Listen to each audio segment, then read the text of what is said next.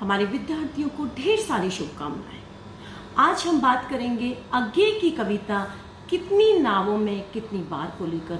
कविता का मूल कथ्य क्या है, कविता की मूल संवेदना और कविता का भावार्थ और इसकी व्याख्या।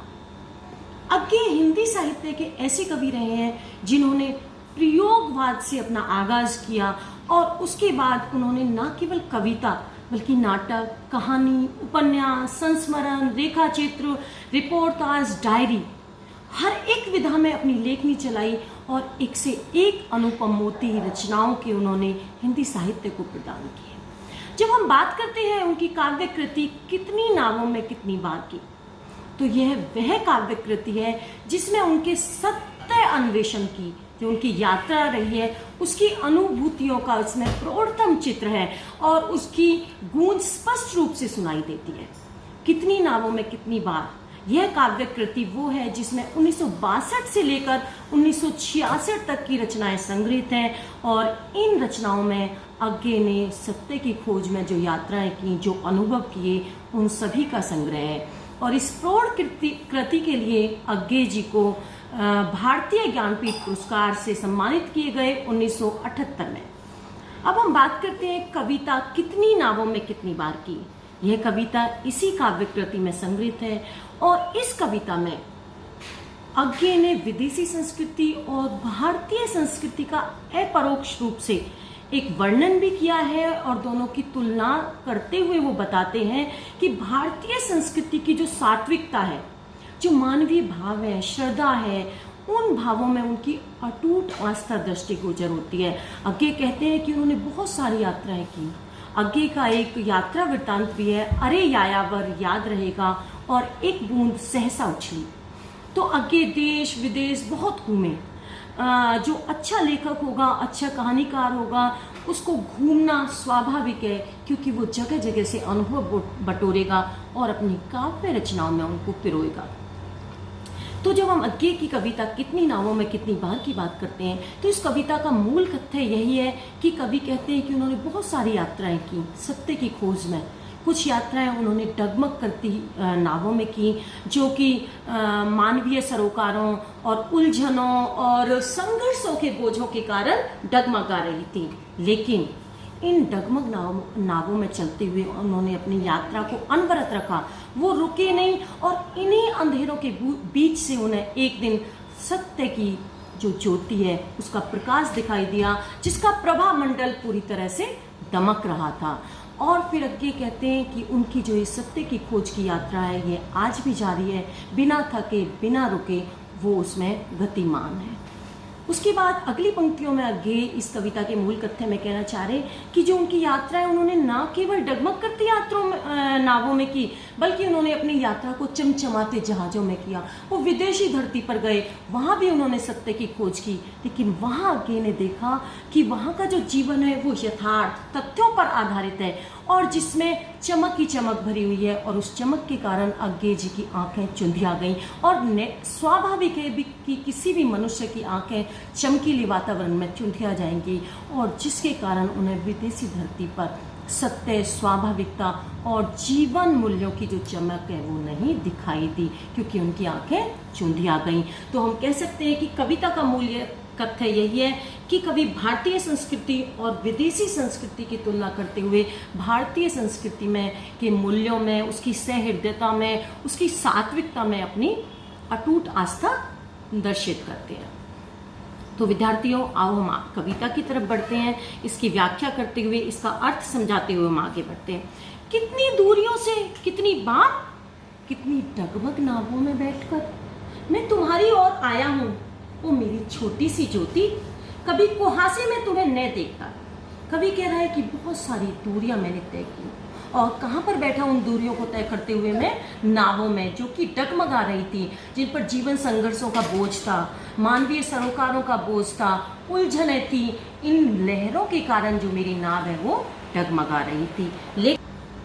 लेकिन फिर भी मैंने अपनी यात्रा को अनवरत रखा, जारी रखा, और मेरी छोटी सी सत्य की ज्योति मैं तुम्हारी ओर बढ़ता ही गया। कभी कुहासे में तुम्हें न देखता भी। ऐसा होता है कि जब जीवन में अंधकार होता है, कुहासा होता है, सांसारिक बंधनों का, उलझनों का, संघर्षों का, तो कभी कहता है कि हो सकता है कि मैं तुम्हें इसमें नहीं देखता, लेकिन पर कुहासे की छोटी सी रुख वाली झलमल में, उस कुहासे के बीच एक छोटा सा प्रकाश पुंज मुझे दूर से दिखाई दिया, पहचानता हुआ तुम्हारा ही प्रभामंडल। और मैंने पहचान लिया कि सत्य ज्योति का प्रभामंडल यही दमक रहा है।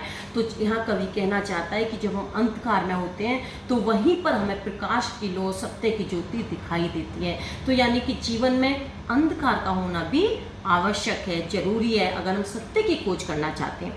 कितनी बार मैं धीरे, आश्वस्त, अक्लांत, ओ मेरे अनबुझे सत्य, कितनी बार मेरे सत्य की खोज, अनबुझा सत्य, मेरा वो सत्य जो आज तक बुझा नहीं है, जिसकी खोज हमेशा जारी है। मैं तुम्हारी खोज में बिना थके, बिना रुके, कितनी बार मैं तुम्हारी ओर बढ़ता ही गया हूँ। कहने का तात्पर्य यह है कि कवि की जो यात्रा है वो आज भी जारी है।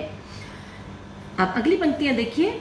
और कितनी बार, कितने जगमग जहाज, केवल डगमग नावों में नहीं, कवि ने सत्य की जो खोज की यात्रा है वो अपनी चमचमाते जहाजों में भी जारी रखी। मुझे खींचकर ले गया कितनी दूर, ये जहाज दूर ले गए कवि को खींचकर, कहाँ? विदेशी धरती पर। और कितने पराये देशों की बेदर्द हवाओं, वहां पर मैंने जाकर देखा कि उन पराये देशों में ना मेरे लिए दर्द है, ना सहानुभूति है, ना प्यार है वो बेदर्द है।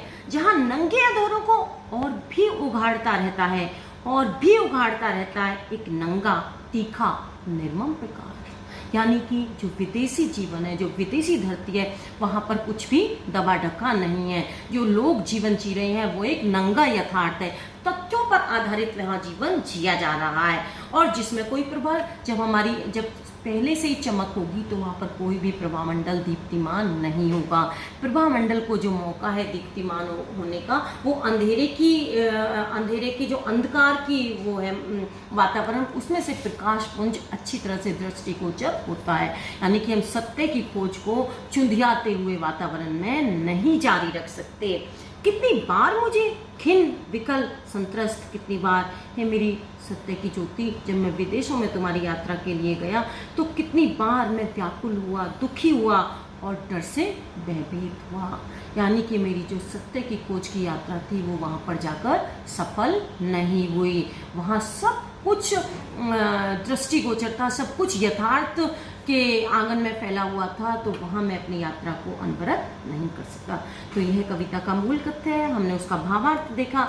अब बात आती है प्रसंग की। जब आप प्रसंग लिखेंगे तो स्पष्ट शब्दों में लिखेंगे कि प्रस्तुत कविता, प्रस्तुत अवतरण, प्रस्तुत काव्य पंक्तियाँ हमारी हिंदी की पाठ्य पुस्तक समकालीन कविता में संकलित कविता कितनी नावों में कितनी बार से अवतरित की गई है, जिसके रचयिता आधुनिक युग के प्रयोगवाद के प्रणेता और आधुनिक कविता के अग्रणीय कवि अज्ञे जी रहे हैं।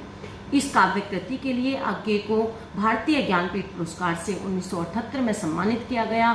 और इस कविता के माध्यम से कवि ने अपनी सत्य के अन्वेषण की यात्रा में भारतीय संस्कृति की महत्ता को वर्णित किया है।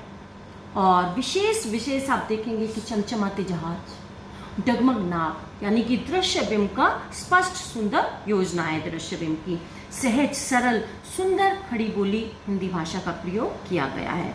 और संबोधन शैली है, ओ मेरी सत्य ज्योति, ज्योति को संबोधन कर रहा है कवि। तो आप इन धीरे धीरे पंक्तियों से आप अपनी जो वो है विशेषताएं निकालेंगे। काव्यगत विशेषताएं क्या है? संबोधन शैली, दृश्य बिंब और प्रसाद गुण है, और शब्द चयन जो है कविता के भावों के अनुरूप है। धन्यवाद विद्यार्थियों, फिर मिलते हैं हम अगला कुछ आपके लिए लेकर। बहुत बहुत शुभकामनाएं।